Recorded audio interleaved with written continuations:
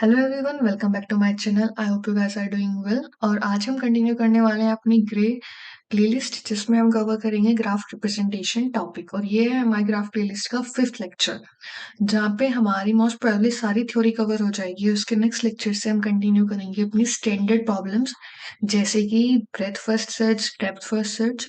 जैसे पहले हम थ्योरी कवर करेंगे, फिर उनके रिप्रेजेंटेशन और कोडिंग पार्ट की तरफ जाएंगे। लेकिन उससे पहले इम्पोर्टेंट है ये समझना कि हम उसमें क्या रिप्रेजेंटेशन का तरीका रखेंगे ग्राफ को। तो जो दो कॉमन रिप्रेजेंटेशंस हैं ग्राफ की, वो है एडजेसेंसी मैट्रिक्स और एडजेसेंसी लिस्ट। तो सबसे पहले हम पढ़ते हैं एडजेसेंसी मैट्रिक्स क्या होता है। तो अगर हमारे पास ग्राफ में वी वर्टेक्स है, जैसा हमने फर्स्ट लेक्चर में कवर किया था कि ग्राफ में या तो वर्टेक्स और नोड्स या फिर एजेस होती हैं। ठीक है।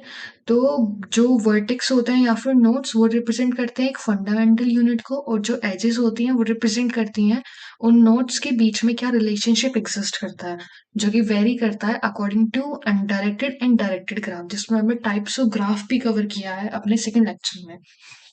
तो एडजेसेंसी मैट्रिक्स हमसे बोलता है कि अगर हमारे पास ग्राफ में वी वर्टेक्स है, ठीक है, अगर नंबर ऑफ नोड्स या फिर नंबर ऑफ वर्टेक्स वी है, तो जो हमारी एडजेसेंसी मैट्रिक्स होगी वो रिप्रेजेंट होगी in the form of V cross V. Means इसमें नंबर ऑफ रोज वी होंगी और नंबर ऑफ कॉलम्स भी वी होंगे, और इस मैट्रिक्स को हम बोलते हैं बाइनरी मैट्रिक्स।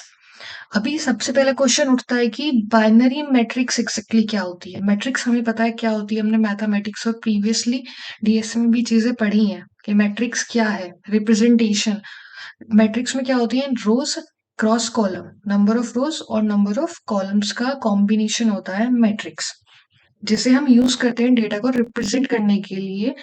रोज और कॉलम के बीच में रिलेशनशिप क्या है, मीन्स अगर मैं यहाँ पे लिखती हूँ कि 1 नोड से 2 नोड तक जाने के लिए मुझे 2 किलोमीटर लगेंगे, एक नोड ए है एक नोड बी है, तो जो उन दोनों के बीच में डिस्टेंस है वो है 2 किलोमीटर। तो मैं इसे इस मैट्रिक्स में अगर मैं यहाँ 2 लिखती हूँ, तो ये सेम चीज रिप्रेजेंट करता है कि 1 नोड से 2 नोड तक जाने के लिए मुझे 2 किलोमीटर चलना होगा। तो इसलिए हम मैट्रिक्स यूज करते हैं। और बाइनरी मैट्रिक्स क्या होता है, बाइनरी मैट्रिक्स होता है कि जो हमारी सेल होती है मैट्रिक्स में, उसमें ईदर जीरो होगा या फिर वन होगी, तो कोई एक सिंगल वैल्यू एग्जिस्ट करेगी उस सेल के अंदर। अब क्वेश्चन आता है कि सेल क्या होती है। सेल होती है कि ये जो हमारी मैट्रिक्स में से अगर हम इसमें से कोई एक बॉक्स निकाल लें, तो इसे हम बोलेंगे ये हमारी एक सेल है। ठीक है। सेल रिप्रेजेंट करती है रिलेशनशिप बिटवीन नोड्स।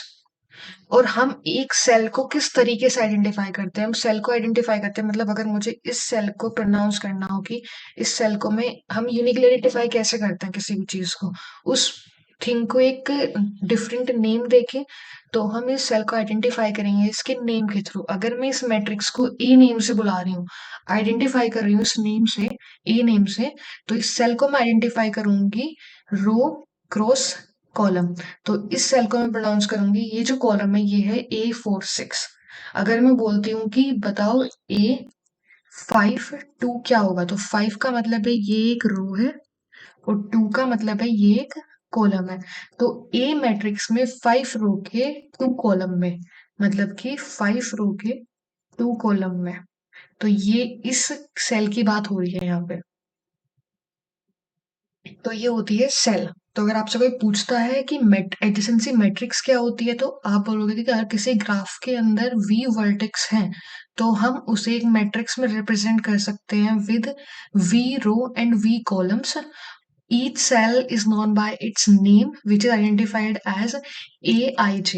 आई मीन्स रो, या फिर आप लिख सकते हैं RC। I means row, J means column. ठीक है। और जो ये मैट्रिक्स होती है एक बाइनरी मैट्रिक्स होती है। बाइनरी मैट्रिक्स का मतलब होता है कि जो सेल है, दो नोड्स के बीच में रिलेशन रिप्रेजेंट करने के लिए उस सेल के अंदर ईदर वन होगा या फिर जीरो होगा, सिंगल वैल्यू एग्जिस्ट करेगी। अब हमने कुछ केसेस कवर करे हैं कि अगर इस टाइप के हमारे पास ग्राफ आते हैं, तो हम एडजेंसी मैट्रिक्स में किस तरीके से डेटा फिल कर सकते हैं। ठीक है। अगर दो नोड्स के बीच में, अगर हम बाइनरी मैट्रिक्स के अकॉर्डिंग फिल करने जा रहे हैं, तो अगर हमारे दो नोड्स के बीच में कोई एज एग्जिस्ट करती है, तो उसकी वैल्यू हम 1 लिखेंगे, वरना उसकी वैल्यू जाएगी 0। हमने एक चीज और डिस्कस करी थी अपने ग्राफ्स में कि काफी बार ऐसा होता है कि हम एजेस के थ्रू कुछ वेट रिप्रेजेंट करते हैं। वो वेट किसी भी टर्म्स में हो सकता है, या तो डिस्टेंस या टाइम, किसी भी टर्म्स में हो सकता है। तो अगर एजेस के ऊपर वेट गिवन है तो हम क्या करेंगे, यहाँ पे इसे बाइनरी मैट्रिक्स की तरह कंसिडर करके इसके अंदर क्या करेंगे, वैल्यू फिलअप कर देंगे जो भी उस एज का वेट गिवन होगा। अगर आपको चीजें समझनी है, अभी हम केसेस कवर करने वाले हैं, वहां हम इसे डीपली डिस्कस करेंगे कि किस तरीके से हम फिलअप कर सकते हैं अपनी एडजेसेंसी मैट्रिक्स को। एज्यूम करो कि अगर हमारे पास केस वन आता है कि हमारे पास एक ग्राफ एग्जिस्ट कर रहा है, हर नोड्स के बीच में एजेस हैं, तो अगर हमें इसे मैट्रिक्स में रिप्रेजेंट करना हो तो उसका वे क्या होगा। सबसे पहले हमने डिस्कस किया था कि जितने भी नोड्स होंगे उतने ही रोज होंगे और उतने ही कॉलम्स होंगे, और अगर उन दो नोड्स के बीच में एग्जिस्ट करती है एज तो वन लिखेंगे वरना जीरो। अब एक हमने टॉपिक डिस्कस किया था स्टार्टिंग में, सेल्फ लूप। सेल्फ लूप का मतलब होता है कि जिस पॉइंट से हम स्टार्ट कर रहे हैं उसी पॉइंट पे हम एंड करें। अगर मेरे पास ए नोड होता और मैंने उसके ऊपर एक सेल्फ लूप बनाया होता तो मेरा यहाँ पे ए क्रॉस ए के अंदर वन आता, लेकिन यहाँ पे कोई भी सेल्फ लूप एग्जिस्ट नहीं कर रहा, इसलिए हमने यहाँ जीरो लिखा है। वरना अगर इस तरीके से होता तो जो भी हम अपना मैट्रिक्स बनाते, ए या जो भी आगे बी की तरफ होता, तो हम यहाँ ए में वन लिखते हैं, ये बताने के लिए कि हाँ यहाँ सेल्फ लूप एग्जिस्ट करता है। तो जो ये डायगोनल होता है ये रिप्रेजेंट करता है हमारे सेल्फ लूप एग्जिस्ट करता है या नहीं करता। अब फिर हम देखते हैं क्या ए से बी के लिए कोई नोड एग्जिस्ट एज एग्जिस्ट करती है। तो हाँ, ये एज एग्जिस्ट करती है, इसलिए हमने यहाँ पे वन लिखा है। वहीं ए और सी के बीच में कोई डायरेक्ट एज एग्जिस्ट नहीं करती, यहाँ हम जा सकते हैं बी के थ्रू, लेकिन कोई डायरेक्ट एज एग्जिस्ट नहीं करती, इसलिए हमने यहाँ जीरो लिखा है। अगर कोई दो नोड्स के बीच में डायरेक्ट एज एग्जिस्ट करती है तो आपको वन लिखना है वरना जीरो। सेम ए से डी के बीच में कोई डायरेक्ट एज नहीं है, इसलिए हमने जीरो लिखा है। और ए से ए ई के बीच में है एक एज, इसलिए हमने यहाँ पे वन लिखा है। डायगनली सारे ही जीरो होंगे। अगर हम देखें क्या ई से ई पे कोई सेल्फ लूप है, तो नहीं है, तो इसका मतलब कि यहाँ पे भी क्या वैल्यू आ जाएगी, जीरो, कि कोई सेल्फ लूप एग्जिस्ट नहीं करता। अभी मैंने ये 6 या 7 कॉलम्स नहीं फिल करे क्योंकि मैं इसे अभी आपके सामने फिल कर रही हूँ, लेकिन अब उससे पहले हम ये चीजें समझते हैं कि जो हमने ऊपर एंट्रीज करी हैं वो आपको क्लियरली समझ में आ रही है या नहीं आ रही। तो आप बाद में इसे अपने एज अ होमवर्क समझ के इसे अपने आप सोल्व करना, वैसे मैं कंटिन्यू कराने वाली हूँ वीडियो में, वरना आप पोस्ट करना और इसे सोल्व करना सबसे पहले, फिर मैच कर लेना। अभी हम देखते हैं बी से ए के बीच में एग्जिस्ट करता है क्योंकि ये क्या है, अनडायरेक्टेड ग्राफ है, तो जो म्यूचुअल रिलेशनशिप एग्जिस्ट करती है इनके बीच में, तो जो ए से बी के बीच में एग्जिस्ट करता है वही बी से ए के बीच में एग्जिस्ट करता है। इसका मैंने सिंपल एग्जांपल दिया था, अगर दो लड़कियां हैं उनके बीच में रिलेशन है सिस्टर का, तो जो बड़ी बहन होगी उसके लिए छोटी बहन सिस्टर होगी, और वही छोटी का बड़े के साथ रिलेशन होगा सिस्टर का, तो ये एक अनडायरेक्टेड रिलेशन है, म्यूचुअल रिलेशन है। ठीक है। और अगर हम बी से ए के बात करें तो वहां पे नोड एग्जिस्ट करती है इसलिए वन, सेल्फ लूप एग्जिस्ट नहीं करता इसलिए यहाँ पे जीरो आया है। बी से सी के बीच में एग्जिस्ट करता है वन, और बी से डी के बीच में कोई डायरेक्ट एज एग्जिस्ट नहीं करती इसलिए जीरो। सेम केस सी में है, सी में ए के साथ कोई कनेक्शन नहीं है, बी के साथ है, सी सेल्फ लूप नहीं एग्जिस्ट करता, डी के साथ है और ई के साथ नहीं है। अब हम फिल करते हैं इसमें डेटा डी के लिए। तो आप बताओ कि क्या डी से ए के बीच में कोई डायरेक्ट एज एग्जिस्ट करती है, तो हमें कोई नहीं दिख रही, लेकिन ई के थ्रू एग्जिस्ट करती है। अभी नहीं कर रही इसलिए हम इसमें क्या फिल करेंगे, जीरो फिल करेंगे। वहीं अगर हम डी से बी के बीच में रिलेशन देखें तो डी से बी के बीच में भी कोई रिलेशन एग्जिस्ट नहीं करता, इसी एज एग्जिस्ट नहीं करती, इसलिए वहां पे भी जीरो होगा। और डी से सी के बीच में भी कोई एग्जिस्ट, हाँ, डी से सी के बीच में एग्जिस्ट करती है इसलिए हम वहां पे वन फिल करेंगे। तो डी से सी में आ गया वन, डी से बी में आ गया जीरो, और डी से ए के उसमें भी आ गया जीरो। अब हम ई का केस देखते हैं, ई से ए के बीच में एग्जिस्ट करती है, ई से बी के बीच में एग्जिस्ट करती है, ई से सी के साथ एग्जिस्ट कुछ नहीं करता, लेकिन डी के साथ एग्जिस्ट करता है। इसलिए ये एक हम मतलब हमने इस पूरे ग्राफ को रिप्रेजेंट कर दिया एक एडजेसेंसी मैट्रिक्स के उसमें। सेम हम इस मैट्रिक्स को यूज करके भी इस ग्राफ को फॉर्म कर सकते हैं, सिर्फ ये देख के कि किन दो नोड्स के बीच में वन एग्जिस्ट करता है, वहां हम एजेस क्रिएट कर देंगे नोड्स के बीच में। ठीक है, वो हम किसी और वीडियो में कवर कर लेंगे। वैसे इजी, अगर आप खुद ट्राई करो तो आप बना लोगे इस चीज को। सेकंड चीज आ गई कि अगर हमारा वेट गिवन होता है एचएस पे, तो जहां जहां हम वन फिल कर रहे थे वहां वहां हमें क्या फिल करना होगा, उसका वेट। वन कहाँ फिल कर रहे थे हम, जहाँ पे एच एग्जिस्ट करती है नोड्स के बीच में। तो अभी हमने देखा कि ए से ए कुछ एग्जिस्ट नहीं करता, सेल्फ लूप नहीं है इसमें, लेकिन ए से बी में एग्जिस्ट करता है जिसका वेट है 10, इसलिए हमने यहाँ 10 फिल कर दिया। सी और डी में एग्जिस्ट नहीं करते डायरेक्ट, ई में करती है, तो ई में क्या है इसका वेट 15। अगर हम बी की बात करें तो बी में क्या है, हमारे पास एग्जिस्ट करती है ए के साथ, सी के साथ, ई के साथ, और डी और बी के साथ एग्जिस्ट नहीं करती, इसलिए हमने वहां 0 वेट रखा है। ठीक, चाहे तो आप इसे -1 रख सकते हो, डिपेंड करता है आप अपनी कोडिंग किस वे में कर रहे हो। तो आपका तरीका, आप -1 रखो, 0 रखो, या कुछ और वैल्यू रखो जो कि आपको यूनिकली आइडेंटिफाई कराने में हेल्प कर देगी। जहां पे वो वैल्यू होगी, उस वैल्यू का मतलब होगा कि वहां पे कोई भी एज एग्जिस्ट नहीं करती है। अभी हम डी के लिए फिल करने का ट्राई करते हैं और देखते हैं कि कैसे हो सकता है। तो डी से ए के बीच में कोई डायरेक्ट एज है नहीं है, तो हमने करा यहाँ पे 0। डी से बी के साथ कोई एज है नहीं है, 0। डी सी से कनेक्टेड है कितने वेट के साथ, 5, तो 5 इसकी वैल्यू आ गई। ई का केस देखते हैं, ई ए से कनेक्टेड है 15 वेट के साथ, ई बी के साथ कनेक्टेड है 5, ई सी के साथ कनेक्टेड है 15, ई डी के साथ कनेक्टेड है 18, और डी के पास खुद का सेल्फ लूप नहीं है, तो इसलिए यहाँ पे क्या आ गया, 0। तो आप खुद भी देख सकते हो कि ये ए के साथ भी कनेक्टेड है, बी के साथ भी कनेक्टेड है, सी के साथ भी कनेक्टेड है, डी के साथ भी। तो इसकी सारी वैल्यूज फिल है, बस इसके पास सेल्फ लूप नहीं है। अगर पास सेल्फ लूप होता तो यहाँ पे भी कोई वैल्यू इसकी फिल होती।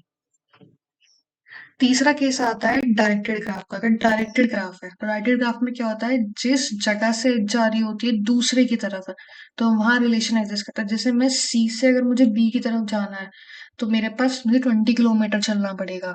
वहीं अगर मैं बी से डायरेक्ट सी के पास नहीं आ सकती, पहले मैं बी से ई जाऊंगी, फिर ई से सी आऊंगी। तो एक पॉसिबिलिटी है कि मैं बी से सी जा सकती हूँ।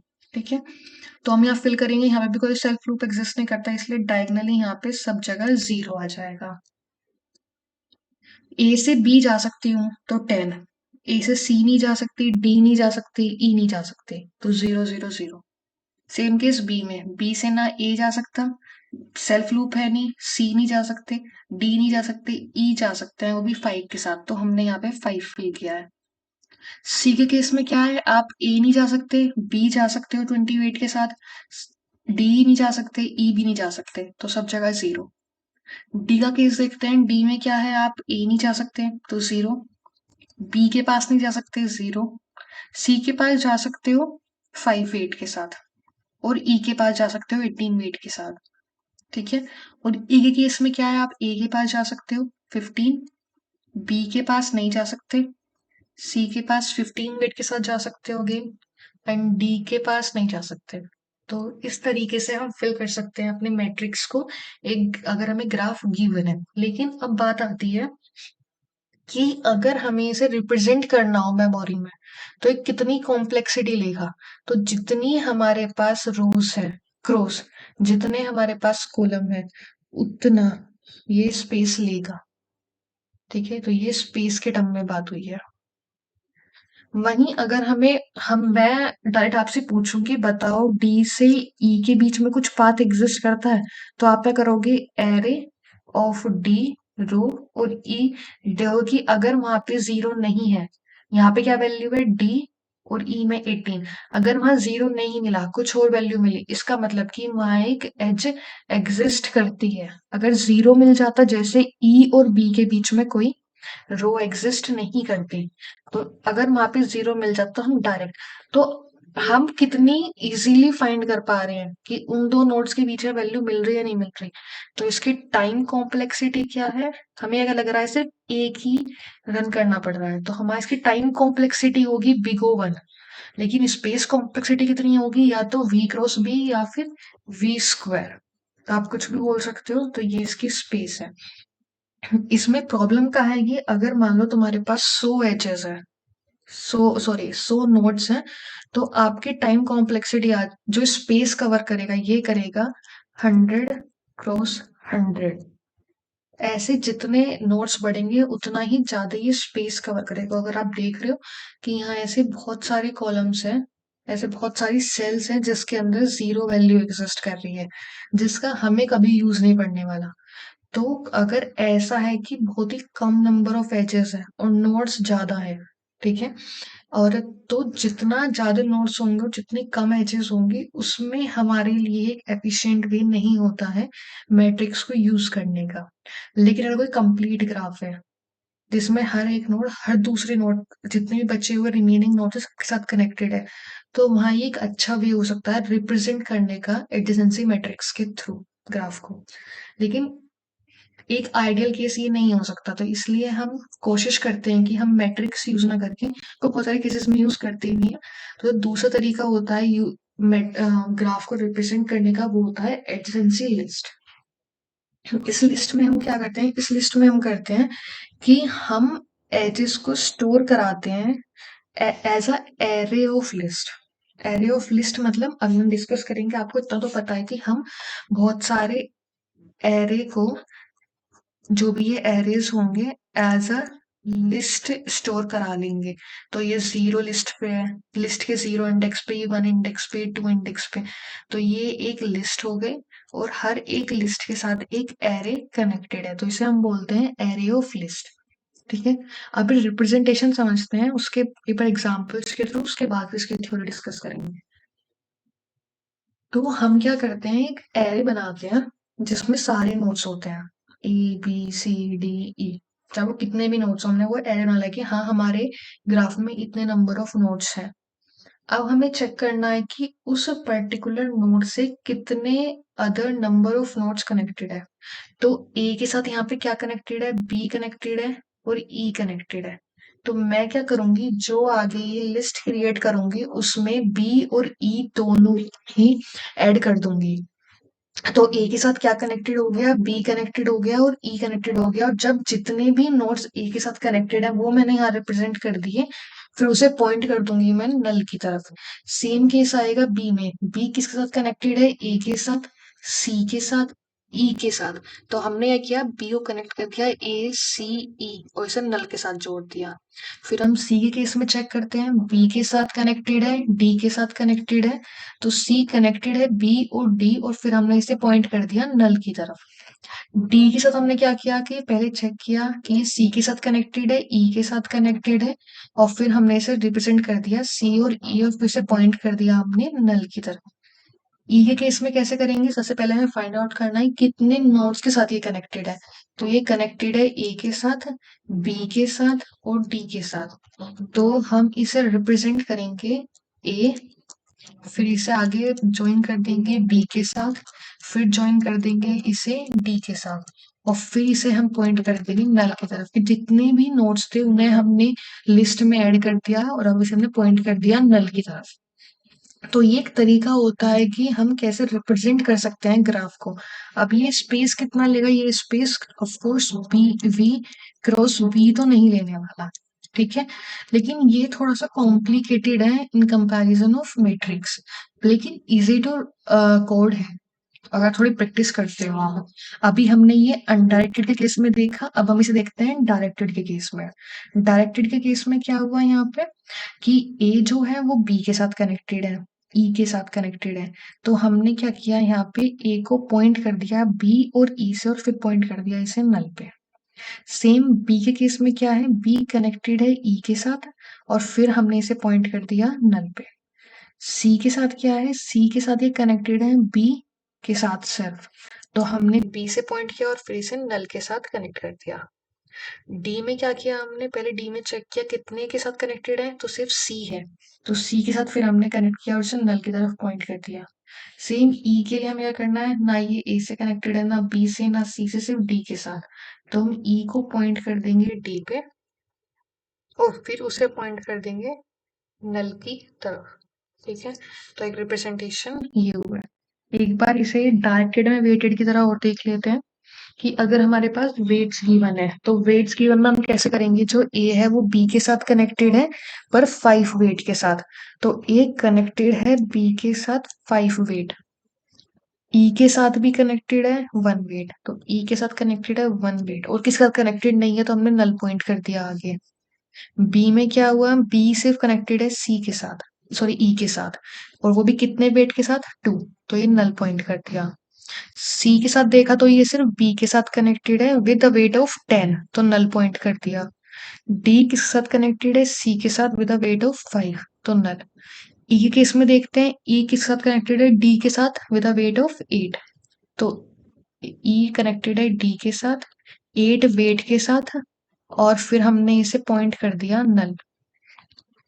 आई होप इसको आपको इसका रिप्रेजेंटेशन समझ में आएगा। लास्ट इसका हम थ्योरी एक बार रीड कर लेते हैं कि थ्योरी में क्या था। थ्योरी में हम क्या करते हैं, सबसे पहले हम एक एरे कवर करते हैं जिसमें जो स्टोर करता है नंबर ऑफ नोड्स, जितने भी हमारे नोड्स होते हैं।